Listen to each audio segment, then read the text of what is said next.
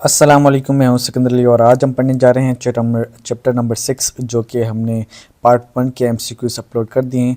आज part 2 start करते हैं जो कि हमारा है acid, alkalis and salt. Chapter number 6 है और 8 क्लास की बुक के उसके एमसीक्यूज अपलोड करने जा रहे हैं।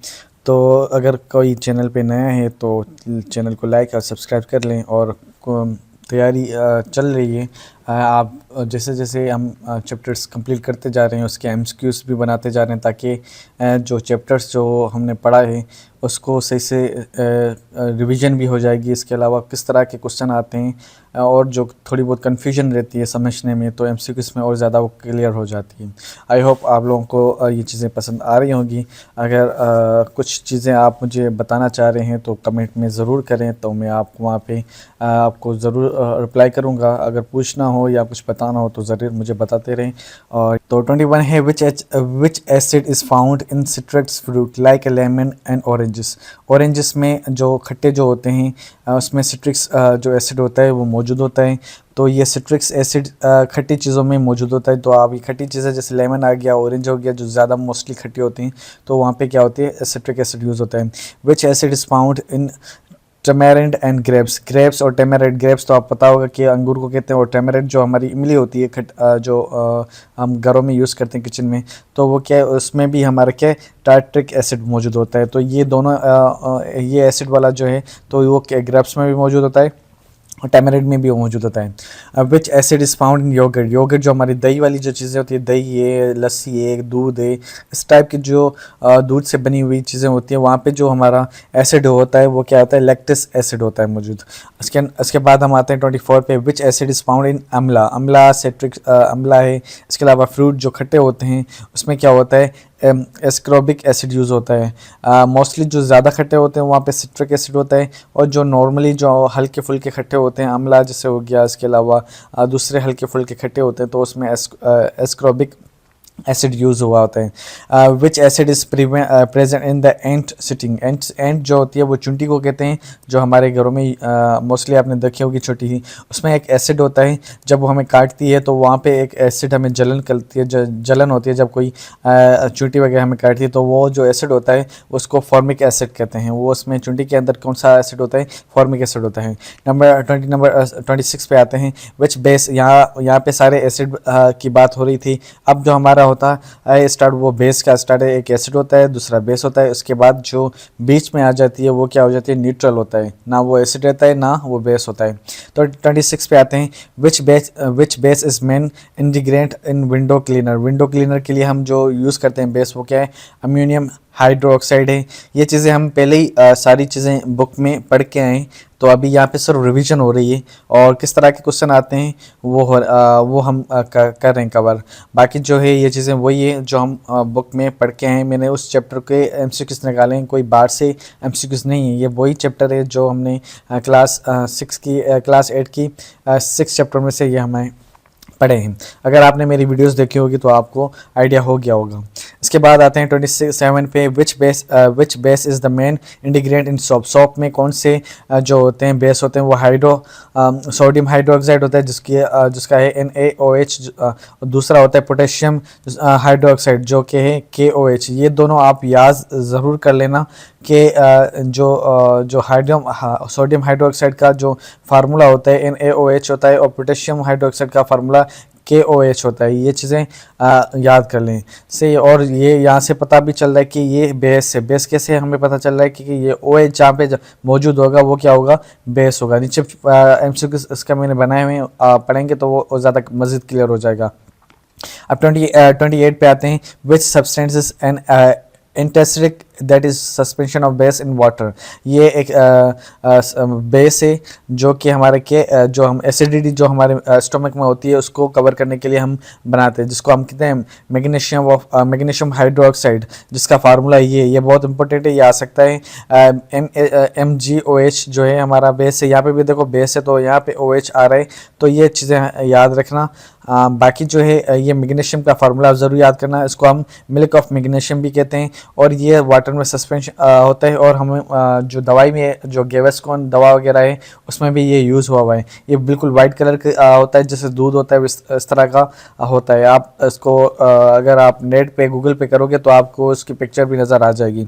इसके बाद आते हैं 29 पे, which base is used in the manufacturing of cement, ameliorate of acidity of soil and sewage cement. Cement है, लाइम वाटर जिसको चूना कहते हैं, जो हम घरों में यूज़ करते हैं, लाइम वाटर उसको कहते हैं। इसके अलावा अगर चूना पानी में डालो तो वो लाइम वाटर बन जाता है। उसके बाद सीमेंट वगैरह जो हम यूज़ करते हैं, सीमेंट वगैरह जो घरों में इस्तेमाल करते हैं बनाने के लिए, तो उस सीवेज ट्रीटमेंट के लिए तो जो वहाँ पे इस्तेमाल होता है वो कैल्शियम हाइड्रोक्साइड होता है। इसका फार्मूला CaOH2 है, CaOH2, ये याद रखें।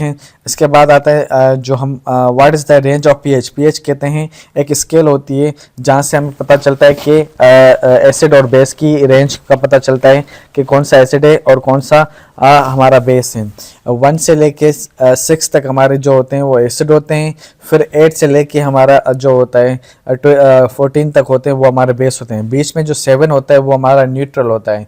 6 तक एसिड, और फिर 7 छोड़ के 8 से स्टार्ट होता है 14 तक वो हमारे बेस है। बीच में हमारा जो 7 होता है वो न्यूट्रल होता है, ना वो एसिड रहता है ना वो बेस रहता है। इसके बाद what is the pH of indicate the neutral. Neutral अभी जो अभी बात की तो वो हमारा क्या है, 7 है, सही है। इसके बाद आते हैं हमारा 32 पे, what type of solution has pH value less than 7।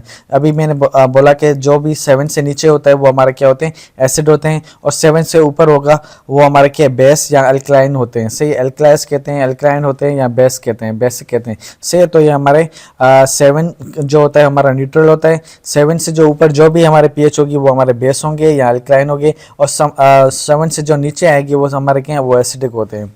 इसके बाद हमारा जो ये बता रहा है कि हाइड्रोक्लोरिक क्या होता है, वो हमारा एसिड है, सबको पता है। इसके अलावा NOH जो हमारा है वो बेस है। अब ये कैसे पता चला कि ये एसिड है या बेस है, ये मैंने आपको बताया कि हाइड्रोजन जिसमें मौजूद होता है, हाइड्रोजन का आइंस होता है, सिर्फ हाइड्रोजन का इसके साथ होगा तो हमारा वो क्या, एसिड होगा। और हमारा जो OH का आइंस होंगे जो अभी ऊपर अभी आपको बताया, तो वहाँ पे हमारा क्या होगा, बेस है। यहाँ से हमें पता चलेगा कि ये एसिड है या बेस है। इसके बाद हमारा जो है NaCl है, उसमें कोई हाइड्रोजन भी नहीं है, उसमें OH भी नहीं है, तो हमारा ये क्या है, हमारा साल्ट है। और ये फार्मूला ये NaCl छोटे बच्चों को भी पढ़ाते हैं, याद होना चाहिए। जो हम घर में कॉमन साल्ट जो यूज़ होता है, घरों में यूज़ हम करते हैं, उसका फार्मूला NaCl है, जो हम घरों में भी यूज़ करते हैं, उस जो साल्ट है। इसके बाद हमारा क्या है, what is the acid is use to food preservation. Food को प्रिजर्व करने के लिए, हम बचाने के लिए घरों में यूज़ करते हैं। ये जो पुराने ज़माने में यूज़ करते थे, या मछली वगैरह में, मछलियों में यूज़ करते हैं, और बहुत सारी ऐसी चीज़ों में यूज़ करते हैं जहाँ पे फूड को ज़्यादा देर तक सेफ रखा सके। तो वो पे हमारा जो होता है साल्ट, वो हमारा बेंजोनिक एसिड होता है, या ये भी एक एसिड है जहाँ पे ये यूज़ होता है, और ये इसमें से साल्ट प्रोड्यूस होता है। ये एक साल्ट भी कह सकते हो। तो यहाँ पे इसमें के लिए हम क्या यूज़ करते हैं, बेंजोनिक एसिड यूज़ करते हैं। इसके बाद हमारा होता है besides water what form when the base alkalis CaOH neutralization soil acidity. अब ये कह रहा है कि जब हमारा बेस और हमारा एसिड जो होता है आपस में हम रिएक्शन करवाते हैं तो एक वाटर बनता है, जो ये अभी बता रहा है कि यहाँ पे बिसाइड एक वाटर बनता है। दूसरी क्या चीज़ बनती है, वो हमारी होती है सॉल्ट। सही है, तो ये घुमा फिरा के सवाल आपके पास आ सकता है, तो आपको ज़्यादा कंफ्यूज नहीं होना। जब एसिड और बेस जब रिएक्शन करवाते हैं आपस में जो होते हैं, तो उसमें जो कैपेबिलिटी होती है वो ख़त्म हो जाती है, ना वो एसिड रहता है ना वो बेस रहता है, और उसमें जो नई चीज़ बनती है वो हमारा क्या बनता है, एक साल्ट बनता है, दूसरा हमारा क्या है, वाटर बनता है। इसके बाद हमारा आता है 39 जो कि हमारा है what property do acid alkalis and salt are share when in aqueous solution they conduct electricity और इलेक्ट्रोलाइट्स। अब ये क्या कह रहा है कि भाई जब एसिड हो, अल्कलाइज हो, साल्ट हो, अगर ये आप पानी में डालते हो, अलग अलग करके डालो या साथ में डालो कुछ भी, तो आप क्या एक्वस सॉल्यूशन कहते हैं पानी में, एक्वस कहते हैं वाटर। वाटर का कोई सॉल्यूशन हो उसमें डालते हो, उसका सॉल्यूशन बनाते हो, तो उसमें क्या होता है, इलेक्ट्रोलाइट्स जो होते हैं, आइंस क्या होते हैं, कवर होते हैं। अगर हम उसमें इलेक्ट्रिसिटी पास करवाते हैं तो वो इलेक्ट्रिसिटी क्या हो जाती है, पास हो जाती है, बिजली आ जाती है। और हमारा जो अगर ऐसे ही आप नमक उठाते हो घर में तो आप वहाँ पे उसमें इलेक्ट्रिसिटी डालते हो तो वो उसमें से पास नहीं होती। जो आप जिस पे वो टच कर रहा होगा, जिस नमक को टच कर रहा होगा, वो वहीं पे इलेक्ट्रिसिटी रोक के रखेगा अपने पास, आगे मूव नहीं करेगा। अगर यही हम क्या करते हैं, मोल्टन करते हैं, सॉल्यूशन पानी में डालते हैं, नमक डाल के घोलते हैं और उसमें दोबारा हम क्या करते हैं, इलेक्ट्रिसिटी डालते हैं, तो वो आयंस में कन्वर्ट करके इलेक्ट्रोलाइट्स का बन के उसको क्या करेगा, इलेक्ट्रिसिटी को क्या करेगा, मूव करेगा। तो ये क्या होते हैं, वो इलेक्ट्रोलाइट्स होते हैं जो कंडक्टिविटी बढ़ जाती है इलेक्ट्रिसिटी की। आई होप आप लोगों को ये समझ में आ गया होगा और काफ़ी एमसीक्यूज में कवर हो गए हैं और बहुत सारे ऐसे एमसीक्यूज अभी भी रहते होंगे। आप चैप्टर वगैरह पढ़ोगे तो और क्लियर हो जाओगे। तो एमसीक्यूज के साथ साथ आप चैप्टर ज़रूर पढ़ें। अगर आपको टेस्ट को क्लियर करना है तो चैप्टर को लाजमी करें, क्योंकि सवालात किस तरह से भी आ सकते हैं और आएंगे इसी में से ही। अगर आपका हर कॉन्सेप्ट क्लियर होगा तो आप सवाल आसानी से समझ जाओगे और उसको क्लियरली कर लोगे। आई होप आप लोगों को समझ में आ गया। अगर आप नए हो चैनल पे तो चैनल को लाइक ज़रूर कर लेना और सब्सक्राइब करना और अपने दोस्तों को, फैमिली मेम्बर्स को, अपने चाहने वालों को ये वीडियो ज़रूर शेयर करें। तब तक के लिए अल्लाह हाफिज़।